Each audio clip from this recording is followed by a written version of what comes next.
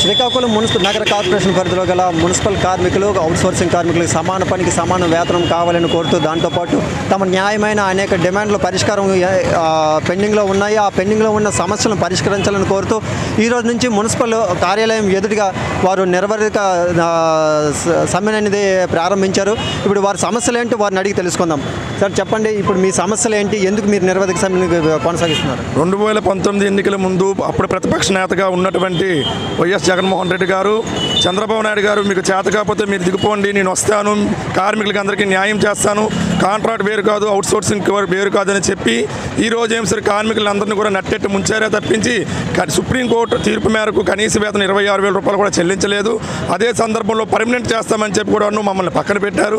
Under ground drainage వర్కర్లకి, engineering వర్కర్కి risk and health elements ఇస్తామని చెప్పి కూడా ఈరోజు పూర్తిగా పట్టించుకోవట్లేదు.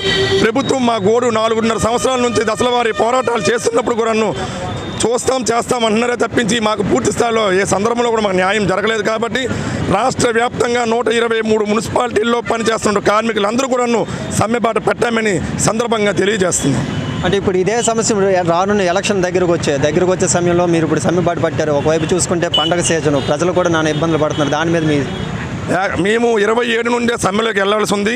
అయినా సరే ప్రజలు ఆరోగ్యాన్ని దృష్టిలో పెట్టుకొని మా ఏఐటీసీ మరియు జాయింట్ యాక్షన్ కమిటీ ప్రభుత్వంకి 10 రోజులు గడువిచ్చి మాకు జీవోల రూపంలో సర్క్యులర్ జారీ చేయండి అని చెప్తే ఈరోజు అది కూడా చేయకుండా నిన్న గ్రూప్ ఆఫ్ మినిస్టర్స్ తోటి బుగ్గన రాజేంద్ర గారు, అదేవిధంగా ఆదిమూలపు సురేష్ గారు, మున్సిపల్ ప్రిన్సిపల్ సెక్రటరీ గారితో చర్చలు జరిపిన తర్వాత మధ్యాహ్నం 12 గంటల నుండి రాత్రి 10 గంటల వరకు సుమారు 4 నుండి 5 సార్లు చర్చలు జరిపిన తర్వాత కార్మికులకి కావాలి అనేవి ఏవి కూడా ఇస్తామని ప్రభుత్వం అయితే ఒప్పుకోలేదు. కాబట్టి మేము సమ్మెలోకి వెళ్ళాం.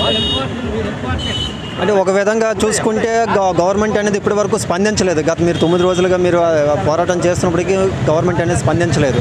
ఇది స్పందించకపోవడం వల్ల రేపు పొద్దున్న ఇప్పుడు పర్మనెంట్ ఎంప్లాయీస్ ఉన్నారు. పర్మనెంట్ ఎంప్లాయీస్ ద్వారా కూడా ఇప్పుడు కార్యక్రమాలు అనేవి కొనసాగిస్తున్నారు. పారిశుద్ధ్య పనుల విషయంలోనూ వాళ్ళని ఇన్వాల్వ్ చేసి కొనసాగిస్తున్నారు. దాని మీద మీరు ఏమంటారు? పర్మనెంట్ ఉద్యోగులతో పనిని చేస్తున్నా సరే పూర్తి స్థాయిలో ఎక్కడ కూడా పని జరగట్లేదు.